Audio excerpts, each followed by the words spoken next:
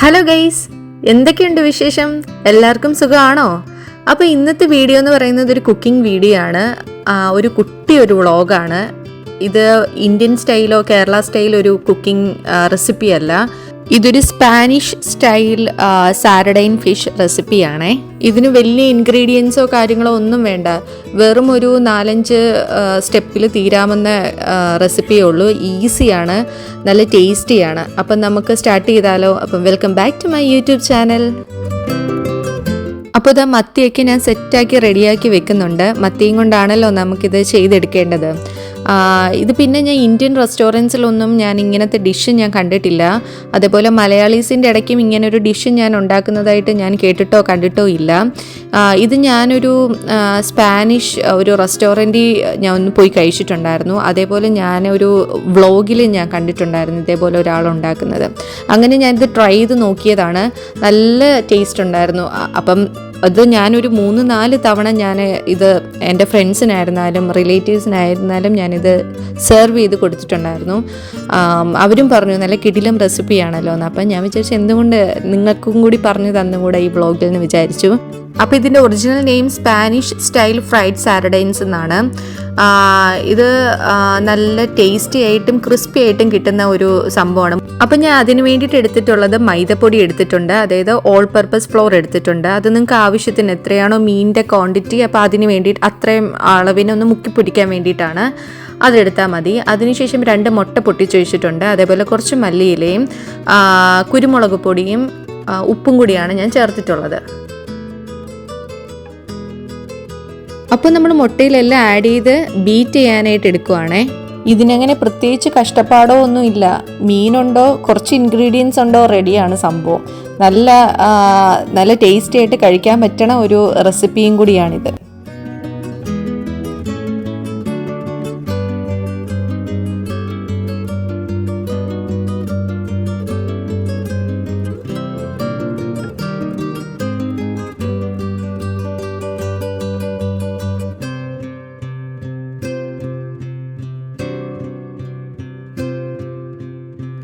അപ്പം മുട്ടയൊക്കെ ബീറ്റ് ചെയ്ത് സെറ്റാക്കി വെച്ചിട്ടുണ്ട്. ഇനി അതിനുശേഷം ഒരു പാൻ വെച്ച് ഞാനിവിടെ കുറച്ച് സൺഫ്ലവർ ഓയിലാണ് ഒഴിക്കുന്നത്. നിങ്ങൾക്ക് വേണമെന്നുണ്ടെങ്കിൽ കുറച്ച് ഒലിവ് ഓയിൽ വേണമെന്നുണ്ടെങ്കിലും ആഡ് ചെയ്യാം. നമുക്ക് ഏത് ഓയിൽ വേണമെങ്കിലും യൂസ് ചെയ്യാം. ഹെൽത്തി ആയിട്ടുള്ളത് ഒലിവ് ഓയിലാണ്. എനിക്കിപ്പോൾ കിട്ടിയത് സൺഫ്ലവർ ഓയിൽ ആയതുകൊണ്ട് ഞാൻ അതെടുത്തു. അതിനുശേഷം നമ്മൾ കഴുകി വൃത്തിയാക്കി വെച്ചിരുന്ന മത്തി നമ്മൾ എടുത്ത് ആദ്യം നമ്മൾ മൈദപ്പൊടിയിൽ ഇങ്ങനെ മുക്കുക. പിന്നെ അതിനുശേഷം മുട്ട നമ്മൾ ബീറ്റ് ചെയ്ത് വെച്ചിരിക്കുന്ന അതിലും മുക്കുക. എന്നിട്ട് നമ്മൾ ജസ്റ്റ് അത് കോട്ട് ചെയ്തതിന് ശേഷം എണ്ണയിലിടുക. അത്രേ ഉള്ളൂ, സിമ്പിൾ. ഇനി അതൊന്ന് ഫ്രൈ ആയി ഒന്ന് വെന്ത് വരട്ടെ. അതിൻ്റെ സൈഡ് നമുക്കിങ്ങനെ ബ്രൗണിഷ് കളറായിട്ട് വരും. അപ്പോഴത്തേന് നമുക്കത് തിരിച്ചിടാം. ഇത് ഞാൻ ആദ്യമൊക്കെ ട്രൈ ചെയ്യുമ്പോൾ ഞാൻ വിചാരിച്ചിട്ടുണ്ട്, അല്ലെന്നുണ്ടെങ്കിൽ ഞാൻ വീഡിയോ കണ്ടപ്പോൾ വിചാരിച്ചിട്ടുണ്ട് ഈ മുള്ളൊക്കെ തൊണ്ടയിൽ കയറൂലേ. ഒന്നാമതേ എനിക്ക് മത്തി മീൻകറി ഒക്കെ വെക്കുമ്പോഴും തോരനൊക്കെ വെക്കുമ്പോഴത്തേക്കും എനിക്ക് കുറച്ച് പേടിയാണ്. അയ്യോ മുള്ള് കയറുമോ? പണ്ടൊക്കെ ഞാനിത് തൊടത്തേ ഇല്ലായിരുന്നു. മുള്ള് കയറുമോ എന്നുള്ളൊരു പേടിയിൽ ഞാൻ ഈ മീൻ കൂട്ടത്തില്ലായിരുന്നു. ഞാൻ ഈ പറഞ്ഞ കാര്യം നിങ്ങൾക്ക് ആർക്കെങ്കിലും ഉണ്ടോ ഗൈസ്? ഇങ്ങനെ പേടിയുള്ള മത്തി ഇങ്ങനെ മുള്ള് കയറും എന്നുള്ളൊരു പേടി നിങ്ങൾക്ക് ആർക്കെങ്കിലും ഉണ്ടോ ഗൈസ്? ഇപ്പോൾ പിന്നെ സ്വന്തമായിട്ട് കുക്ക് ചെയ്യുമ്പോൾ എല്ലാം കഴിച്ചു പോകുമല്ലോ. പിന്നെ ഇപ്പം മുള്ള് കയറുമോ എന്നുള്ള പേടിയൊന്നുമില്ല. പക്ഷെ എന്നുണ്ടെങ്കിൽ ഇങ്ങനെ എടുത്ത് ഫുള്ളായിട്ട് കഴിക്കുമ്പോഴത്തേക്കും എനിക്ക് പേടിയായിപ്പോയി. ആദ്യം ഒരു വീഡിയോയിൽ ഞാൻ കണ്ടിട്ടുണ്ടായിരുന്നു ഇങ്ങനെ മുഴുവനെ കഴിക്കണം. അപ്പം ഞാൻ വിചാരിച്ചിരുന്നു അയ്യോ മുള്ളൊന്നും തൊണ്ടയ്ക്ക് കയറൂലേ എന്ന് വിചാരിച്ചിരുന്നു. പക്ഷെ അങ്ങനെയൊന്നും ഇല്ല കേട്ടോ. അതങ്ങനെ ആ ഒരു ടേസ്റ്റിന് പൊയ്ക്കോളും. അങ്ങനെ മുള്ളൊന്നും തട്ടി കയറൂല. ഇതിനധികം വേവോ കാര്യങ്ങളോ ഒന്നുമില്ല. മീനായതുകൊണ്ട് പെട്ടെന്ന് വേവുകയും ചെയ്യും. പിന്നെ നമ്മൾ ശ്രദ്ധിക്കുക കരിഞ്ഞു പോവാതിരിക്കുക. നമ്മൾ മുട്ടയൊക്കെയല്ലേ ചേർത്തിരിക്കുന്നത്.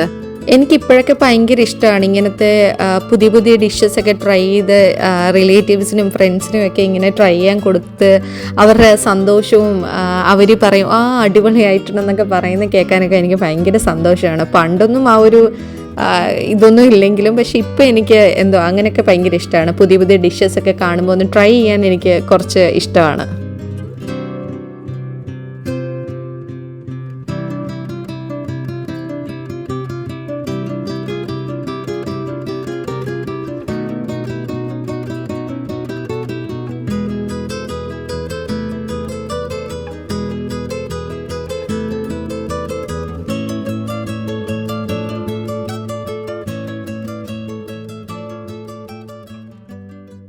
ഇതാ മീനെല്ലാം ഒന്ന് ഫ്രൈ ആയി സെറ്റായിട്ട് വന്നിട്ടുണ്ട്. അപ്പം ഞാനത് പ്ലേറ്റിലേക്ക് മാറ്റുവാണേ.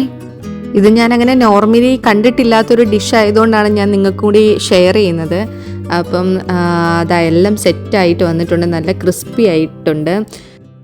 ഇത് നിങ്ങൾക്ക് ഈവനിങ് സ്നാക്സ് ആയിട്ടോ അല്ലെന്നുണ്ടെങ്കിൽ എന്തെങ്കിലും പാർട്ടി ഫങ്ഷൻസ് ഒക്കെ വരുമ്പോൾ സെർവ് ചെയ്യാനും കഴിക്കാനും ഒക്കെ അടിപൊളിയാണ്.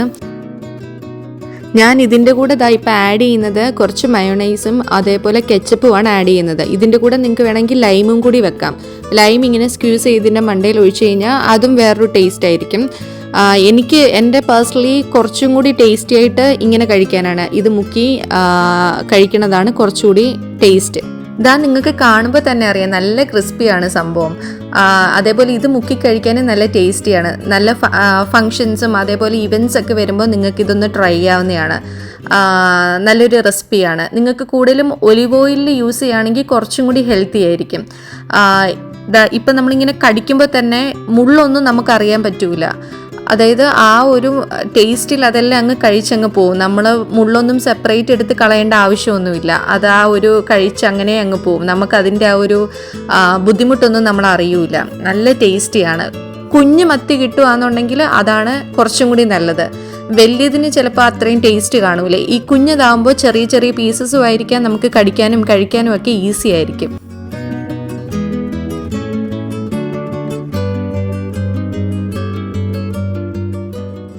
അപ്പോൾ ഇത് നിങ്ങൾ തീർച്ചയായിട്ടും ട്രൈ ചെയ്തിട്ട് അഭിപ്രായം പറയാൻ മറക്കല്ലേ. നല്ല ടേസ്റ്റി ആയിട്ടുള്ളൊരു സംഭവമാണ്. അപ്പോൾ നിങ്ങൾക്ക് ഈ വീഡിയോ ഇഷ്ടപ്പെട്ടിട്ടുണ്ടെങ്കിൽ ലൈക്ക് ചെയ്യാനും ഷെയർ ചെയ്യാനും സബ്സ്ക്രൈബ് ചെയ്യാനും മറക്കല്ലേ.